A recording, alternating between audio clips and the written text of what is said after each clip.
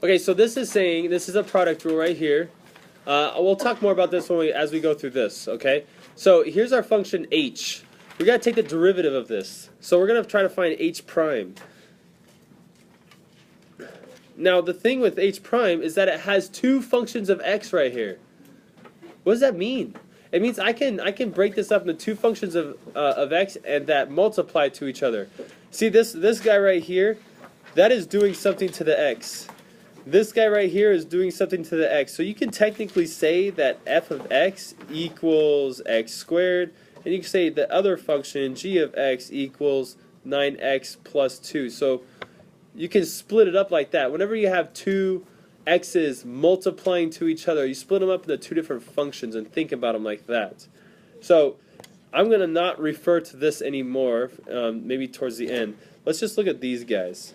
We have two x's multiplying to each other. So how would we take the derivative of this? This is how you would do it. First you take the first function, just leave him.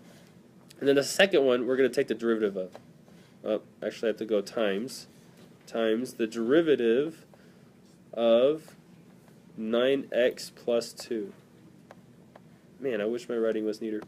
Okay, plus, now we're going to take the derivative of the other one. D over dx of x squared times 9x plus 2. So, let me recap what we're doing here. We're taking the derivative twice. First time we're taking the derivative of this one right here, and we're multiplying it to x squared. See? Derivative of that one times x squared. Then we're taking the derivative of this one times that. So derivative of that times 9x minus 2. Alright, let's do it. So we get x squared times, what's this going to be? What's the derivative of that? 9. Just 9. Fantastic. Plus, okay, so let me break that down really fast because someone asked. If you use the power rule here for 9x, it would look like this. You go 9x to the 1. You would take this 1, multiply it to the 9, and then take 1 away from the 1. So it would be 9x to the 0. And what is x to the 0?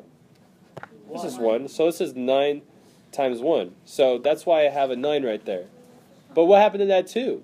Well, that 2 doesn't have an x. And so because he's a constant, he goes away. You can think of him like this. It's 2x to the 0 power. Okay, this is not there though. And so if I drop the 0 and I multiply this times 0, it's just going to be 0. I don't even have to take 1 away because it doesn't matter. Anything times 0 is 0. So that 2 goes away. Now we're over here. I said plus. So plus the derivative of that. The derivative of that is 2x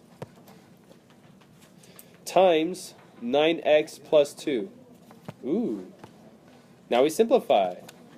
So we have 9x squared plus 18x squared. Oops, forgot my parenthesis there. Plus 4x. So our final answer is 27x squared plus 4x. Did I do everything right? Okay, so that's going to be h prime. And that, my students, is how you use the product property. He asked you asked a great question, good. Can I just multiply out the x squared to all this? Yes, you can. And then take the derivative like normal.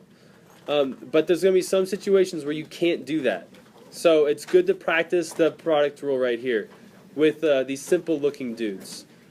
When you guys look at this guy right here, what this is saying is if you have two functions of x, here's f and g, multiplying to each other, which in this case, that's what's happening. F and g are multiplying to each other to get this. Then this is what you would do. You take the derivative of one of them and multiply it to the other, and then add it, and then flip the roles. Okay? That's product rule.